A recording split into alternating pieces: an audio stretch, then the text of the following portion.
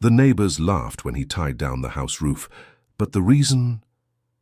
During the first days of January in the small town of Aspen, in Colorado, the neighbors on Lavender Lane began to notice something strange at house number 47. Arthur Miller, a man of approximately 50 years old, had started tying thick climbing ropes around the entire structure of his modest wooden house, securing each one to the frozen ground with iron stakes that he himself forged in his small workshop at the back of the property. The whole situation began when Arthur noticed that his wife, Martha, 47 years old, was having increasingly frequent episodes during the cold wind gusts that came down from the mountains. She would wake up in the middle of the night screaming that the house was swaying, even when the movement was almost imperceptible. What the neighbors didn't know was that Martha had developed a rare neurological condition that amplified her sensitivity to any vibration or movement, turning the slightest sway of the wooden structure into a terrifying experience. "Arthur, for heaven's sake, what are you doing out there?" asked Mrs. Gladys, the neighbor from next door, leaning over the low fence that divided the properties. Arthur, focused on adjusting the tension of one of the ropes, briefly looked up. His hands were red from the morning cold, but he kept working with the precision of someone who had spent 40 years as a carpenter before retiring. "Just making some adjustments, Mrs. Gladys." "Nothing special," he replied, turning his attention back to the knot he was working on. Mrs. Gladys shook her head, clearly displeased with the evasive answer. She was known in the neighborhood for her strong personality and for considering herself responsible for maintaining order and good morals in the neighborhood. At 62 years old, a widow for a decade, she had taken on the role of informal community leader, organizing winter festivals, clean-up campaigns, and above all, keeping an eye on any behavior she considered inappropriate. "Adjustments? Arthur, you're tying your house down like it's an animal that might run away." "The other neighbors are starting to talk," she said, lowering her voice to give the conversation a more conspiratorial tone. Actually, the comments had already started 3 days earlier, when Arthur began the project. The first person to notice was Mr. Michael, a railroad retiree who every day at 6 in the morning went out to get bread at Joseph's Bakery. He passed by the miller's house and saw Arthur measuring distances around the building with a yellow measuring tape, making marks on the ground with chalk. "That man is losing his mind," Mr. Michael commented to his wife, Mrs. Carroll, during breakfast. "It must be an age thing. First they start with these weird quirks, then the family has to have them committed." Mrs. Carroll, a prudent woman of 68, tried to soften her husband's comments, but deep down she was also worried. She had known Martha since the couple moved to the neighborhood 15 years earlier, and knew that the neighbor had some health problems that had kept her more reclusive lately. The buzz gained momentum when Kevin, Mrs. Gladys's son, came home from work on Tuesday afternoon and saw Arthur driving the first stake into the ground. Kevin, 28 years old, worked as a salesperson at a construction materials store in the city center and considered himself an expert in renovations and construction. "Mum, the neighbor is doing some crazy construction work over there," he told Mrs. Gladys as he took off his store uniform. "Looks like he's trying to tie the house to the ground. I've never seen anything like it." "I talked to him this morning, but he didn't want to explain himself properly," Mrs. Gladys replied. "I'm thinking about calling a meeting with the other neighbors to talk about this." The idea for the meeting gained traction quickly. Mrs. Gladys had considerable influence on Lavender Lane, and her home had served as a meeting point for community discussions several times in the past. She decided it would be best to address the situation in an organized manner before Arthur's eccentricities could affect property values or attract unwanted attention to the neighborhood. Meanwhile, inside house number 47, Martha watched her husband through the kitchen window, feeling a mixture of gratitude and anguish. She knew Arthur was doing all of this because of her, but she also noticed how the neighbors looked at him with suspicion and how it affected him. Arthur had always been a reserved man who preferred to solve his problems on his own, but she noticed how tense he became when he caught the looks and comments. Martha's condition had manifested gradually over the past year. At first, it was just occasional queasiness during stronger windstorms. Then she began to feel dizzy when the house creaked during temperature changes. The diagnosis of chronic vestibulopathy came after months of medical appointments in Denver, but the medication treatment wasn't proving effective. What disturbed Martha the most was the feeling of losing control over her own life. She, who had always been independent and active, now found herself limited by her own fears and symptoms.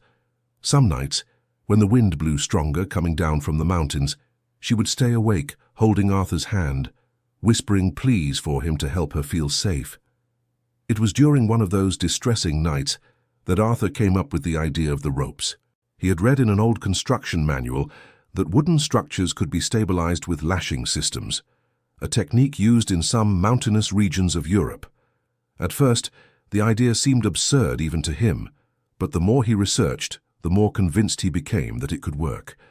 On Thursday, Mrs. Gladys put her plan into action. She printed some flyers on her home printer and distributed them in the neighbors' mailboxes, calling a meeting to discuss important matters related to the neighborhood's harmony and safety. The meeting would be held in her living room on Friday at 7 in the evening. The flyer also arrived at the Miller's house. Arthur read it in silence during dinner, feeling his stomach churn. He knew exactly what the important matter to be discussed was. Martha, noticing her husband's worried expression, asked about the paper. "It's just a neighborhood meeting," he said, trying to sound casual. Nothing important. But Martha had known Arthur long enough to tell when he was trying to protect her from something. She insisted on seeing the flyer, and upon reading it, felt a wave of guilt that left her nauseated. She knew it was because of her that her husband was having problems with the neighbors. "Arthur, maybe you should explain my condition to them," she suggested, her voice weak.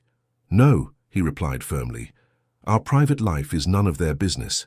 Besides, you know how people are, they won't understand." On Friday evening, 7 of the 9 neighbors on the street gathered in Mrs. Gladys's living room. The only absentees were Arthur himself, who had been invited but preferred to stay home with Martha, and Mrs. Beverly, a 73-year-old woman who lived on the corner and rarely took part in community activities. Mrs. Gladys began the meeting by serving coffee and cornbread muffins, creating an apparently cordial atmosphere before addressing the main subject. Those present included Mr. Michael and Mrs. Carroll, Kevin, the Williams couple who lived in the house across from the Millers, and Diane, a divorced 42-year-old woman who had recently moved to the neighborhood. "Well, folks, I think we all know why we're here," began Mrs. Gladys, assuming her role as host and moderator. "We have a delicate situation on our street that needs to be handled with care. Mr. Michael, always direct, didn't waste time with euphemisms. Let's be honest, Arthur is doing something very strange with those ropes. It looks like something a madman would do." Mrs. Carroll nudged her husband with her elbow, trying to soften the rudeness, but the other neighbors seemed to silently agree with the assessment. "What concerns me isn't personal judgment," interjected Diane, who worked as a real estate agent and had a more business-oriented perspective on the situation. "It's that this could affect the value of our properties. If someone brings a client to see my house and sees that scene, they'll think the neighborhood has problems." Kevin, who had been watching the discussion, decided to contribute his technical perspective. "From a structural standpoint, what he's doing doesn't make sense," he said. "Wooden houses already have natural flexibility to handle wind. Tying them up like that could even cause damage to the structure in the long run." The discussion went on for over an hour, with each participant contributing their concerns and theories about Arthur's motives. Some suggestions included age-related mental issues, stress from financial difficulties, or even superstitions he might have developed. At the end of the meeting, the group decided that Mrs. Gladys would be the representative to formally speak with Arthur, requesting that he explain his intentions and, preferably, remove the ropes to maintain harmony in the neighborhood. Dear listener, if you're enjoying the story, go ahead and leave a like and especially subscribe to the channel. It helps us a lot since we're just starting out. Now continuing. On Saturday morning, Mrs. Gladys knocked on the Miller's door with a determined expression on her face. Arthur answered, still in his pajamas, clearly surprised by the morning visit. Behind him, Martha watched from the kitchen doorway, anxious. "Good morning, Arthur. May I come in? I need to talk to you about an important matter," said Mrs. Gladys, using a tone that mixed forced cordiality with authority. "Of course, Mrs. Gladys. "Please come in," replied Arthur, though his body language showed discomfort. They sat in the small living room, furnished simply but cosily, with furniture Arthur had built himself over the years. Mrs. Gladys politely declined the coffee Martha offered and got straight to the point. "Arthur, you know I have a lot of respect for you and Martha. You've always been exemplary neighbors," she began, paving the way for her approach. "But I have to be honest, this situation with the ropes is causing concern in the neighborhood." Arthur sighed deeply, already expecting this conversation. He glanced briefly at Martha, who had moved closer and was now standing behind the sofa, her hands resting on the back of it. "Mrs. Gladys, I understand the concern, but I assure you, I'm not doing anything that could harm anyone," he said, choosing his words carefully. "But can you explain to us exactly what you're doing? And why?" insisted Mrs. Gladys. "The neighbors are speculating, and that's not good for anyone." Arthur was silent for a few seconds, debating internally whether he should reveal Martha's condition. He knew his wife valued her privacy greatly and didn't want to become an object of pity or morbid curiosity in the neighborhood. "It's a technical matter," he finally answered. "The house's structure had some stability issues, and the ropes are a temporary solution while I plan a more proper renovation." The explanation, though technically not a lie, sounded vague and unconvincing to Mrs. Gladys. She had spoken with Kevin before the visit and knew that the structural justification didn't make much sense. "Arthur, with all due respect, this doesn't seem like a conventional solution for structural problems," she said, keeping a diplomatic but firm tone.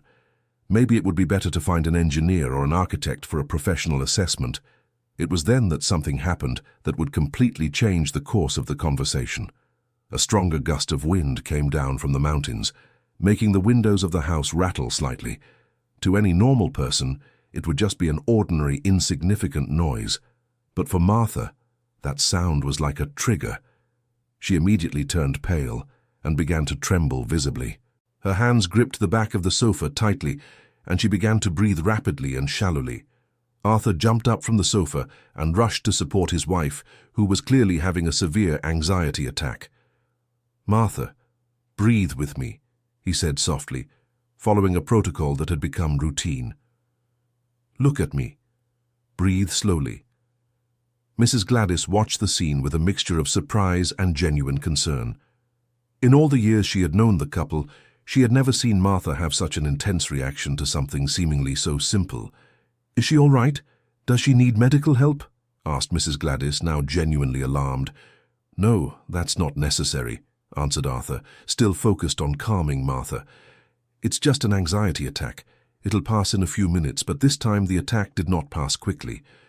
Martha kept trembling and whispering that she could feel the house swaying, even after the wind had died down. Arthur gently led her to the bedroom, leaving Mrs. Gladys alone in the living room, shocked by what she had witnessed.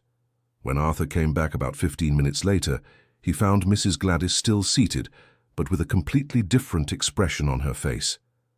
The authoritative posture had been replaced by something closer to understanding and genuine curiosity. "Arthur, I'm sorry for having witnessed that," she said, in a lower and more respectful voice. "I didn't know Martha was dealing with health problems.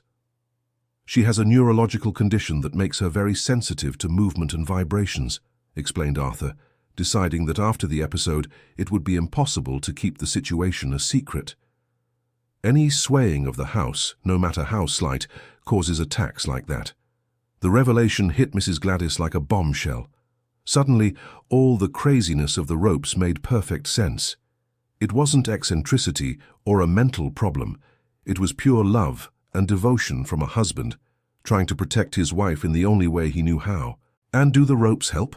she asked, now with genuine interest. "Yes, they significantly reduce the movement of the structure during windstorms," confirmed Arthur. "Ever since I started installing them, she has been having fewer attacks." Mrs. Gladys remained silent for several minutes, processing everything she had discovered.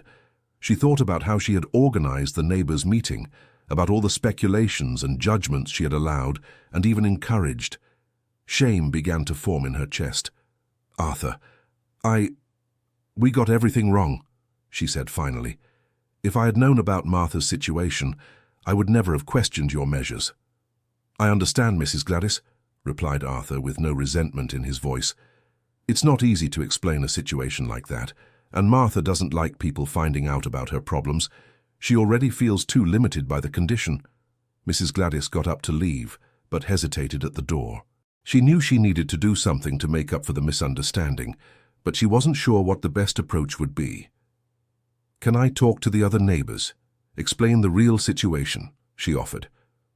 "Only if it's necessary," said Arthur. "I'd rather we keep our private life private, but I understand people will keep speculating if they don't understand the context." After Mrs. Gladys left, Arthur went back to the room where Martha was lying down, still recovering from the episode. She had heard part of the conversation and knew her condition was no longer a secret. "Now they're all going to feel sorry for me," she said, her voice weak. "It's not pity, love. It's understanding," Arthur replied, sitting on the edge of the bed and holding her hand. "And maybe now I can keep improving the system without having to hide." The following week, the dynamic of the neighborhood changed drastically. Mrs. Gladys had spoken individually with each neighbor, explaining the real situation without going into unnecessary medical details. The revelation caused a mix of relief at finally understanding Arthur's reasons and embarrassment over the hasty judgments. Mr. Michael was the first to seek out Arthur to offer help. As a former railway worker, he had experience with lashing and fastening systems used on freight cars. He suggested some improvements to the rope distribution and even offered some special tools he still kept in his garage. "Arthur, I'm sorry for saying those things about you," Mr. Michael said, clearly embarrassed. "If you want help with the ropes, I know a little about that kind of work." The offer was accepted with gratitude, and the two men spent the following afternoon adjusting and improving the system. Mr. Michael was impressed by the ingenuity of the solution and admitted he never would have thought of something like that. Kevin, Mrs. Gladys's son, had a different reaction. His initial arrogance about construction knowledge was replaced by genuine professional curiosity. He started researching structural stabilization techniques and discovered that similar methods were actually used in some specific situations. "Sorry for doubting your method, Mr. Arthur," he said during a visit. "Actually, I'm even thinking about suggesting this technique to some clients who have problems with wooden houses in windy regions." The Williams couple, who lived across from the Millers, took a more practical approach. They began discreetly observing the times Martha usually had episodes and started avoiding noisy activities during those periods. They also offered help with groceries and other errands when needed. Diane, the real estate agent, had perhaps the biggest shift in perspective. She realized how superficial she had been, focusing only on property values while ignoring the human situation behind the issue. She decided to use her professional connections to research residential adaptations for people with special needs. "If you need any technical documentation about the home modifications, I can help," she offered. "I know some engineers who could formalize the project if needed, for legal or insurance purposes." But the biggest surprise came from Mrs. Beverly, the neighbor on the corner who rarely interacted with the other residents. At 73, she had been living alone since losing her husband 5 years earlier, and was known for her reclusive personality. When she learned about Martha's situation through Mrs. Carroll, she decided to pay a visit. "I have balance problems too," Mrs. Beverly confided to Martha during a conversation on the porch. "It's not the same as yours, but I understand how scary it is when you can't trust your own body." The connection between the two women was immediate and deep. Mrs. Beverly began visiting Martha regularly, and they developed a friendship based on mutual understanding of their limitations and fears. For Martha, having someone who truly understood her situation without judgment was therapeutic. During one of these visits, Mrs. Beverly revealed that she had been a nurse before retiring and offered some breathing and relaxation techniques that could help Martha during her episodes. "The secret is not to try to stop the episode, but to learn to get through it," taught Mrs. Beverly. "The more you fight against the feeling, the worse it gets." The techniques taught by Mrs. Beverly, combined with the stability provided by the ropes, began to make a noticeable difference in Martha's quality of life. Her episodes became less frequent and less intense. A month after the revelation of Martha's condition, Arthur decided to make a significant improvement to the system. He had saved up some money and, with the help of Mr. Michael and Kevin, installed a more sophisticated anchoring system that included improvised vibration absorbers. The idea for the absorbers came from research Diane had done on techniques used in buildings in seismic regions. Although they weren't professional equipment, Arthur managed to create similar devices using springs from old car shock absorbers that Mr. Michael had in his garage. The result was surprising. The house became remarkably more stable, and Martha went an entire week without having any episodes, even during a series of storms that hit the region. "I can't believe I'm sleeping through the whole night," she said to Arthur, with tears in her eyes. It had been so long since that happened. The improvement in Martha's condition had a ripple effect on the family and community dynamic. She began to feel more confident about leaving the house and gradually resumed some social activities she had abandoned. Her first significant outing was to Joseph's Bakery, accompanied by Mrs. Beverly. The simple act of walking down the street and talking to neighbors she hadn't seen in months was emotionally significant, both for her and for those who witnessed her gradual return to social life. Joseph, the bakery owner who knew the whole neighborhood, was visibly moved to see Martha again. "Mrs. Martha, what a joy to see you here," he said with a genuine smile. "I've missed our morning conversations." "I've missed them too, Mr. Joseph," she replied, surprising herself with her own calmness. "I brought Mrs. Beverly to try your rye bread." The simple scene of two ladies buying bread and chatting amiably with the baker represented much more than it appeared. For Martha, it was proof that she was reclaiming pieces of her identity she thought she had lost forever. Mrs. Beverly, for her part, was rediscovering the pleasure of having a true friend after years of isolation. Her own life had become richer and more meaningful since she had started caring about someone else's well-being. The transformation did not go unnoticed by the other neighbors. Mrs. Carroll commented to her husband how good it was to see Martha more lively and confident. Mr. Michael, who had initially judged Arthur harshly, now deeply admired him. "That man is an example," he said to Mrs. Carroll during dinner. "How many husbands would do what he did, face the judgment of the entire neighborhood to protect his wife?" Arthur's reputation in the neighborhood had changed completely. From suspicious eccentric, he had become a symbol of marital devotion and practical creativity. Some neighbors began consulting him about small household problems, recognizing his ability to find innovative solutions. It was during one of these consultations that an event happened that would once again change the course of the story. Kevin had brought an engineer friend to see the rope system, and this professional was genuinely impressed by the ingenuity of the solution. "This is brilliant," said the engineer, carefully observing every detail of the system. "Did you document the process? That technique could be useful in several specific situations." Arthur admitted he hadn't done any formal documentation, working only on the basis of practical experience and trial and error. The engineer suggested they collaborate to formalize the technique and even seek a patent for some of the more innovative aspects of the system. The possibility of turning his homemade solution into something officially recognized was something Arthur had never considered. At first he was hesitant, worried about the exposure it could bring to his family.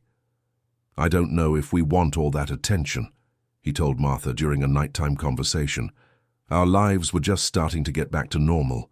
But think about how many other people could benefit from this," Martha replied, surprising him with her perspective. "If your solution helped that much, maybe other families could be helped too." Martha's suggestion planted a seed in Arthur's mind. He began to consider that his personal experience could actually have broader value. Over the following weeks, he researched technical documentation processes and patents, discovering a completely new world. Kevin's engineer friend, whose name was Stephen Bennett, came back several times to study the system in detail. He brought measuring equipment and scientifically documented the effectiveness of Arthur's technique, proving that it truly reduced structural vibrations by significant percentages. "Arthur, you have no idea of the potential of this," Stephen said during one of his visits. "There are thousands of wooden houses in the Colorado Rockies that could benefit from this technique, and not just here, but in other regions with strong winds." The prospect that his personal solution could help other people in similar situations began to motivate Arthur in a way he didn't expect. Martha noticed how he was more animated and engaged, spending hours discussing technical details with Stephen and taking careful notes. "You're enjoying this, aren't you?" she asked, watching him work on drawings and calculations at the kitchen table. "I admit I am," he replied with a shy smile. "I never thought I'd one day be creating something that could be used by other people. I was always just a simple carpenter." "You were never just a simple carpenter," Martha said with loving firmness. "You're the man who saved my sanity with your creativity and determination." Dear listener, if you're enjoying the story, go ahead and leave a like and especially subscribe to the channel. It really helps those of us who are just starting out. Now, continuing, the process of documenting and formally developing the technique took about 3 months. During that period, the Miller's House became an informal stopping point for engineers, builders, and other professionals interested in the innovation. Stephen got in touch with a structural engineering company in Denver that took an interest in the project. They offered Arthur a partnership to develop a commercial version of the system, adapted for different types of construction and specific needs. The initial proposal included a technical consultant salary and a share of the profits from any sales of the system. For Arthur and Martha, who lived on his modest retirement, the offer represented a significant improvement in their financial situation. "Do you think we should accept?" Arthur asked Martha, showing her the proposal documents. "I think you should do what feels right," she replied. "But remember when you said you'd do anything to help me? Maybe this is your chance to help other people too." The decision to accept the partnership was made on a September morning, during a conversation between Arthur and Stephen on the porch of the house. The rope system had been working perfectly for 4 months, and Martha had experienced only 2 mild episodes during that entire period. "I accept, but with some conditions," said Arthur. "First, any development has to continue being tested here at home. Second, I want a guarantee that the system will be financially accessible for families like mine." Stephen agreed to the conditions, understanding that Arthur's motivation was not purely commercial, but based on a genuine desire to help other people in similar situations. News of the partnership spread quickly through the neighborhood, generating mixed reactions. Some neighbors felt proud to have someone on their street who was becoming professionally recognized. Others were worried about the increase in visitor traffic and possible changes to the tranquility of the area. Mrs. Gladys took on the role of defender of the project, organizing meetings to explain to the neighbors the potential benefits and assure them that the privacy of the street would be respected. Her change in attitude toward the Miller couple was remarkable and admired by all. "Arthur deserves our support," she declared during one of those meetings. "He not only solved a personal problem with creativity, but he's now sharing that solution to help other families." The first commercial test of the system took place in a wooden house in the nearby town of Vale, where a family was facing similar problems due to their location on a slope very exposed to the winds. Arthur personally oversaw the installation, nervous but determined to ensure everything worked perfectly. The installation was a complete success. The family reported a dramatic reduction in structural vibrations, and their teenage daughter, who suffered from migraines triggered by the movements of the house, experienced a significant improvement in her condition. "I can't believe it works so well," the father of the family said to Arthur. "My daughter slept through the whole night without complaining of a headache for the first time in months." The success of the first test brought more confidence to Arthur and scientific validation to Stephen. They decided to document the case as a pilot study and began planning tests on different types of structures and weather conditions. During this period of professional growth, Arthur did not forget to continue improving the system in his own home. Martha had become his informal consultant, offering detailed feedback on how each modification affected her perception of stability and safety. "This new tension on the right side rope is perfect," she commented after a recent adjustment. "I can feel the difference, even with a light wind." The partnership between husband and wife in the technical development further strengthened their relationship. Martha felt useful and involved in the project, in contrast to the previous months when she saw herself only as a burden to Arthur. Fall arrived bringing stronger and more frequent winds, providing constant natural tests for the system. The miller's house remained stable during storms that caused problems in other buildings in the region, confirming the effectiveness of the technique even in severe weather conditions. During a particularly intense storm in late April, several houses in the region suffered minor damage, including loose shingles and light structural issues. The miller's house, protected by the rope system, had no problems at all, and Martha spent the entire night sleeping peacefully. The exceptional performance during the storm caught the attention of a local journalist who was covering the damage caused by the tempest. Intrigued by the story of the house that had withstood the windstorm perfectly, he decided to investigate further. "Mr. Arthur, I've been told your home has a special wind protection system," the journalist said during a visit. "Could you explain how it works?" Arthur was hesitant to speak with the press, concerned about his family's privacy, but Stephen, who was present during the visit, encouraged him to share the story, seeing an opportunity to showcase the potential of the technique to a wider audience. "Maybe it's important for other people to know that solutions exist for problems like this," Stephen suggested. "How many families might be suffering in silence with similar situations?" Martha, who had grown more confident over the months, decided to take part in the interview. She wanted people to understand that the technique was not just a clever innovation, but a solution that had transformed the quality of life for someone with a specific medical condition. "I want other people to know they don't have to resign themselves," she told the journalist. "If my husband hadn't persisted in finding a solution, I would still be living in a state of constant terror." The article was published in the local newspaper and later picked up by regional outlets, generating unexpected interest. Arthur began receiving phone calls from people in different towns, reporting similar problems and asking about the possibility of adapting the technique to their situations. One of the most striking calls came from a woman in Colorado Springs whose elderly husband had developed a severe anxiety condition related to the noises and movements of their house during windstorms. The situation was so similar to Martha's that Arthur offered to visit in person and assess the possibilities for adaptation. The trip to Colorado Springs was the first time Arthur traveled to apply his technique in a completely new situation. Martha decided to go with him, marking her first trip away from home since the onset of her condition. "I have to go with you," she said. "If we're going to help other people, I need to be there to explain what it's like to live with this condition." The trip was a success on multiple levels. The technique was successfully adapted for the house in Colorado Springs, providing immediate relief for the elderly couple. Even more importantly, Martha discovered she could handle unfamiliar environments far better than she had imagined. "I can't believe I traveled and felt safe," she told Arthur on the way back home. "A year ago, I couldn't even step onto the porch." The project's growing success also brought some unexpected challenges. The demand for consultations and installations began to exceed Arthur's ability to personally handle every case. Stephen suggested they train other technicians to apply the technique, expanding the project's reach.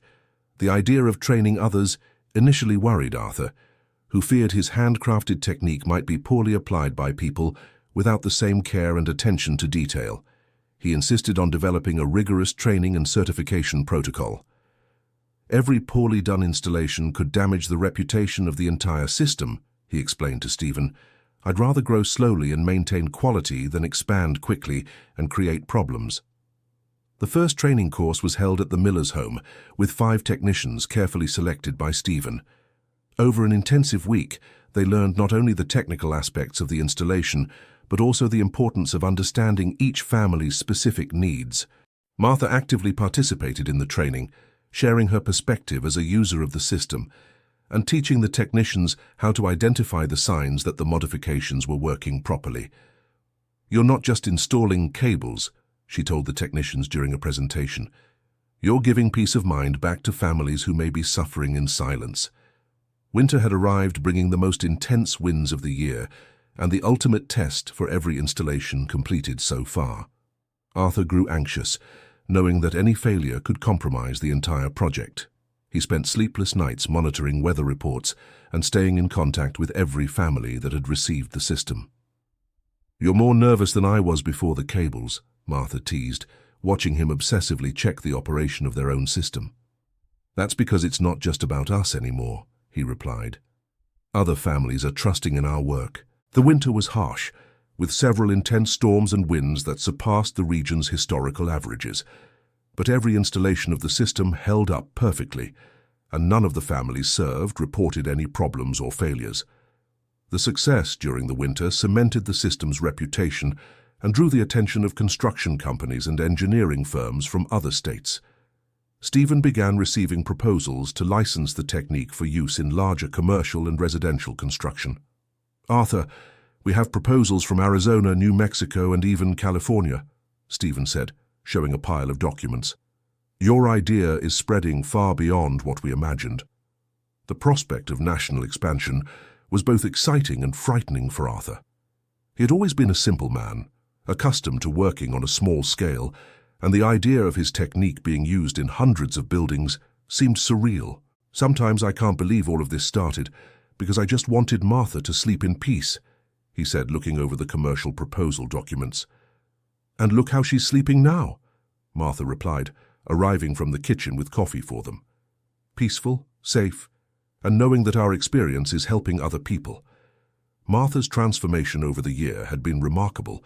Not only had she overcome most of her physical limitations, but she had also developed a new confidence and sense of purpose. Her involvement in the project had become integral, and she was frequently consulted on adaptations for specific cases. During a meeting with potential partners from New York City, Martha surprised everyone by presenting a proposal to create an emotional support program for families going through similar situations. "The technical part is important, but the emotional aspect also needs to be considered," she explained to the group. "Often people feel isolated and ashamed of their limitations." Martha's proposal was met with enthusiasm, and one of the companies offered to fund the development of a pilot program of psychological support integrated with the technical system. Dear listener, if you're enjoying the story, take a moment to leave a like and, most importantly, subscribe to the channel. That helps us a lot. We're just getting started. Now continuing. At the end of the first year since the installation of the first cables, Arthur and Martha decided to organize a small celebration on the porch of their home. They invited all the neighbors from Lavender Lane, the trained technicians, Stephen, and some of the families who had benefited from the system. "A year ago you all laughed when you saw my husband tying down the house," Martha said during an impromptu toast. "Today, we know that sometimes the simplest solutions are the most powerful ones." Mrs. Gladys, who had become one of the project's biggest supporters, insisted on giving a speech during the celebration. "I learned an important lesson this year," she said, her voice filled with emotion. "We should never judge the actions of others without understanding their motivations." What seemed like madness was actually love in action. Mr. Michael, who had helped with the initial installations, also wanted to speak. "Arthur taught me that practical experience is worth as much as any diploma," he said, "and that the determination to help someone we love can make us capable of things we never imagined." The celebration stretched on through the night, with neighbors sharing stories and reflections on how the experience had impacted the entire community. For many, the situation had served as a reminder of the importance of supporting one another instead of judging. Kevin, who had initially doubted the technique, brought news that his building supply store had started selling adapted kits of the system, with part of the profits being donated to research on vestibular disorders. "It's incredible how an idea can grow and impact so many lives," he commented. "My store is now known as the place where you find the Arthur system." Diane, the real estate agent, revealed that she had developed a specialty in properties adapted for people with special needs, inspired by the Miller's experience. "I realized there's an overlooked market of people who need specific adaptations," she explained.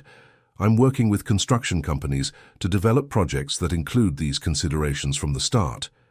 Mrs. Beverly, whose friendship with Martha had deepened over the year, announced that she had decided to document her own experience with balance problems, hoping it could help other elderly people in similar situations. "Martha taught me that our vulnerability can become our strength when we share it with purpose," she said. The celebration marked not only the technical success of the project, but also the profound transformation in the community relationships of Lavender Lane. What had begun as a conflict based on misunderstandings had evolved into a network of mutual support and collaboration. In the following months, the Millers' story continued to expand.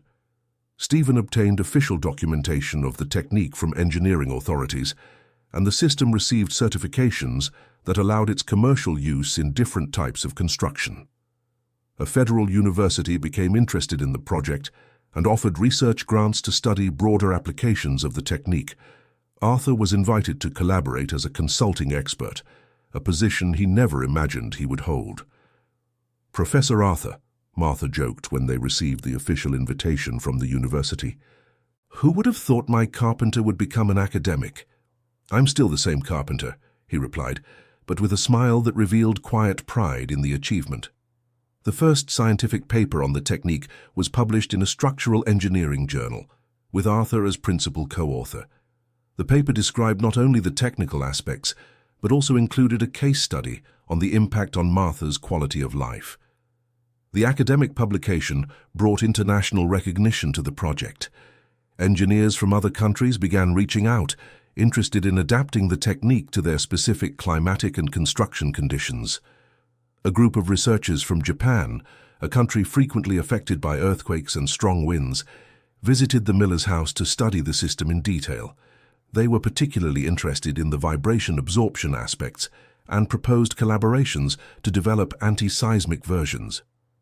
"I never thought our simple house would receive visitors from the other side of the world," Martha commented, preparing coffee for the Japanese visitors.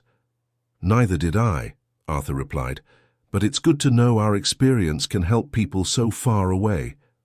The visit from the Japanese researchers resulted in an invitation for Arthur to present his technique at an international seismic engineering conference in Tokyo.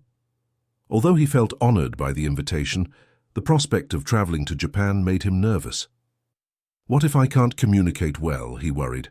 "My English is basic and the presentation is for specialists from all over the world." Martha, who had developed remarkable confidence over the past few months, had a surprising idea. "What if we both went together? You present the technique, and I'll talk about the experience of living with it," she suggested. "Our story is about partnership, so it makes sense that we present it together." The initial suggestion seemed daunting to both of them, but the more they discussed it, the more sense it made. Stephen supported the idea enthusiastically, offering help with translation and presentation preparation. Preparation for the conference took 2 months. Arthur and Martha practiced the presentation dozens of times, first for Stephen and then for larger groups, including the neighbors and other project collaborators. "You're representing not just the technique, but our entire community," said Mrs. Gladys during one of those practice presentations. "We're proud of you." The trip to Japan was the first time the couple had left the United States.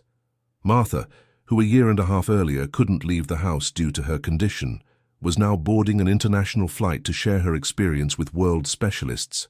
"Can you believe where we are?" she asked Arthur during the flight, watching the clouds through the window. "Sometimes it feels like a dream," he replied. "But then I remember you having those terrible episodes, and I know this is all real." The presentation in Tokyo was an absolute success. Arthur explained the technical aspects of the installation with the passion of someone who had developed the technique out of love, not professional ambition. Martha shared her personal experience with an honesty that deeply moved the audience. "This technique didn't just save our home," she said during her part of the presentation. "It saved our marriage and my mental sanity." The impact of the presentation was immediate. Several countries requested detailed information about implementing the technique, and 3 universities offered research and development partnerships. During their stay in Japan, the couple visited several facilities that used similar techniques for earthquake protection. Arthur was fascinated to discover that his intuitive ideas had scientific foundations he hadn't known about. "It's amazing how I arrived at the same conclusions as these engineers, but through a completely different path," he commented to Martha. "It's because you were motivated by love," she replied. "Love makes us smarter than we think." The return from Japan marked a new phase in the project. International partnerships brought resources for more advanced research and development of automated versions of the system, always maintaining simplicity and accessibility as fundamental principles. Arthur established a small company specializing in residential stabilization solutions, but kept his focus on cases where conventional solutions weren't suitable. Each project continued to be treated as unique, with personal attention to the specific needs of each family. Martha developed a support program for spouses and family members of people with vestibular conditions and movement-related anxiety. She became a regular speaker at medical conferences, always emphasizing the importance of family support and environmental adaptations.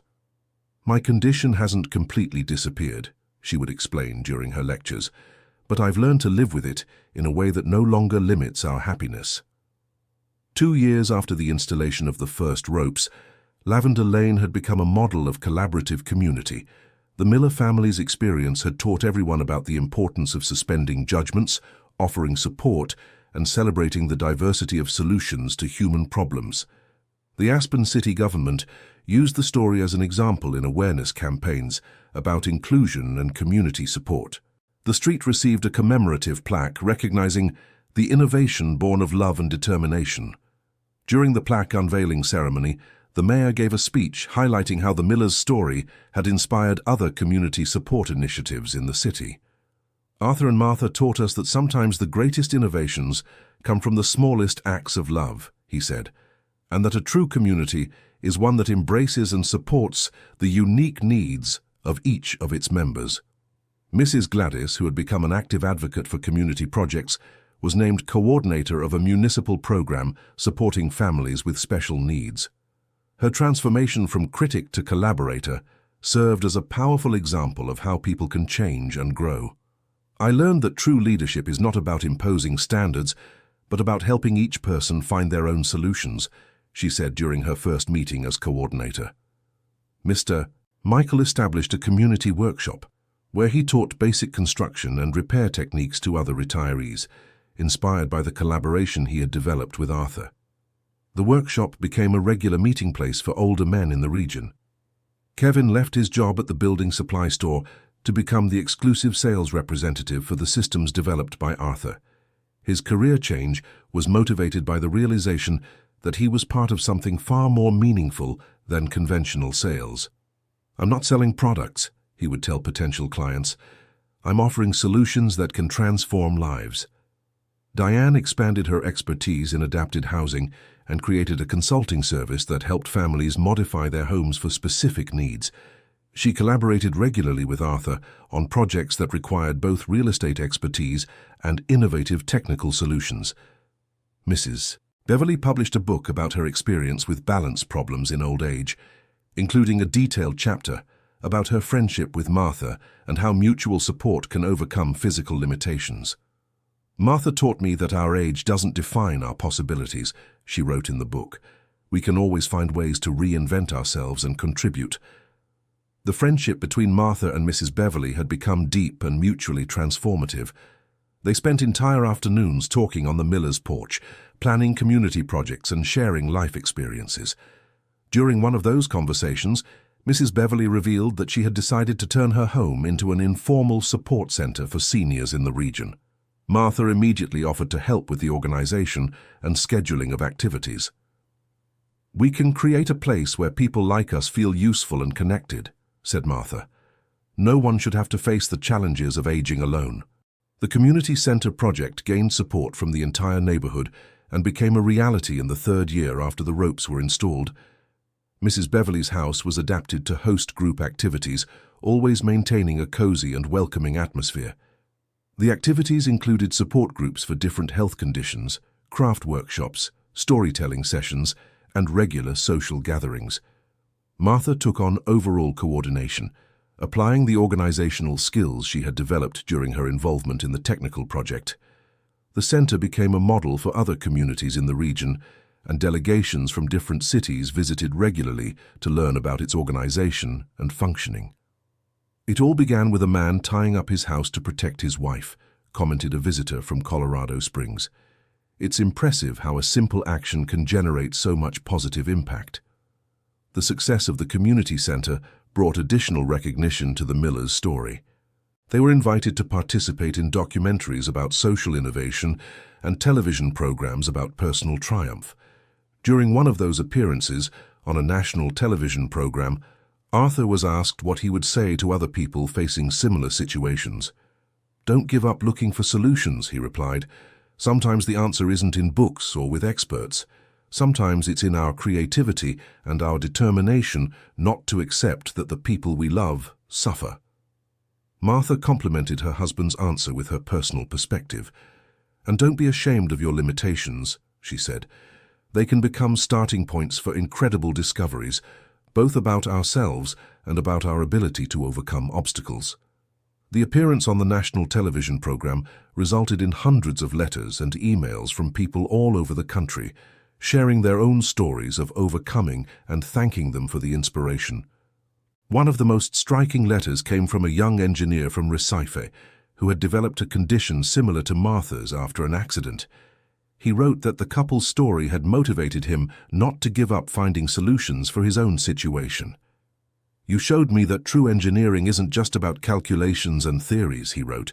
"It's about finding creative ways to improve people's lives." Arthur and Martha began maintaining regular correspondence with several people who had reached out, creating an informal network of support and exchange of experiences. This network grew organically until it became a formal association to support people with vestibular conditions and their families. The association, named Stability Network, organized regional meetings, distributed information about treatments and adaptations, and offered emotional support for families facing similar situations.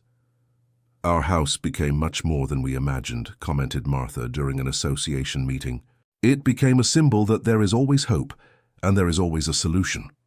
In the 4th year since the installation of the first ropes, Arthur and Martha decided to write a book telling their complete story. They wanted to document not only the technical aspects of their innovation, but also the emotional journey they had traveled together. The process of writing the book brought moments of deep reflection about everything they had experienced. They revisited memories from the hardest times, but also celebrated all the positive transformations that had resulted from their experience. "It's incredible to think about everything that happened," said Arthur during a writing session. "We started out just wanting to solve a household problem and ended up impacting lives around the world. And the most important thing," added Martha, "is that our own relationship became stronger.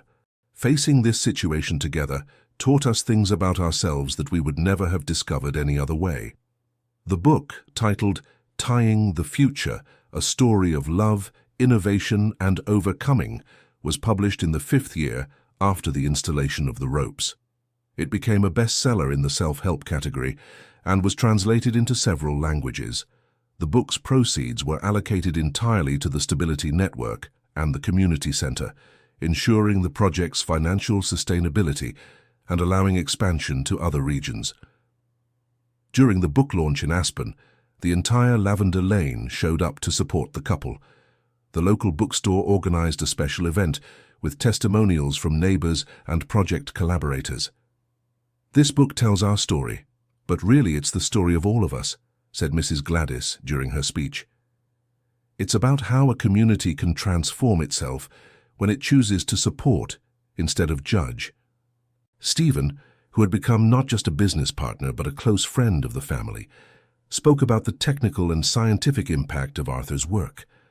Arthur proved that true innovation doesn't depend on resources or academic training, he said.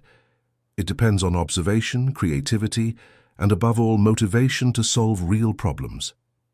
The launch event turned into a community celebration with musical performances by the neighbors, a photography exhibit documenting the transformation of the house and the street over the years, and a tasting of specialties prepared by the residents. Later that night, once the guests had gone home, Arthur and Martha sat on the porch of their house, looking at the ropes that still protected its structure, now almost invisible in the familiar landscape. "Do you regret anything?" Martha asked. "Only that it took me so long to get started," Arthur replied. "I should have tied up the house the very first day you had an episode." "No," she said, holding his hand. "Everything happened at the right time. If it had happened sooner, maybe we wouldn't have learned everything we learned about ourselves and about the people around us." They sat in silence for a few minutes, listening to the nighttime sounds of the neighborhood. Children played in nearby houses, couples chatted on other porches, and life on Lavender Lane kept its calm, welcoming rhythm. "You know what makes me happiest?" Martha said, breaking the silence. "What?" Arthur asked. "That our story isn't over. We still have so much to live, so much to discover, so much to contribute." "And no matter what the future brings," Arthur replied, "we know we can face it together." A gentle breeze came down from the mountains, making the ropes produce a barely audible musical sound. The house remained perfectly steady, protected not only by Arthur's ingenuity, but by the love that had inspired all the innovation. Martha felt no discomfort from the movement of the air. She just smiled, remembering how that same kind of wind had terrified her just a few years earlier. Now it simply meant another peaceful night in her safe home, surrounded by a community that had learned to value differences and support each person's unique needs. The end. So what did you think of this moving story? How would you react if you were Arthur's neighbor? Would you be able to see beyond appearances the way the Lavender Lane community learned to do? Leave your honest opinion in the comments and tell us where you're watching from. Your participation means so much to us. And if this story touched your heart the way it touched ours, don't forget to leave a like and subscribe to the channel so you don't miss other stories that can inspire and move you.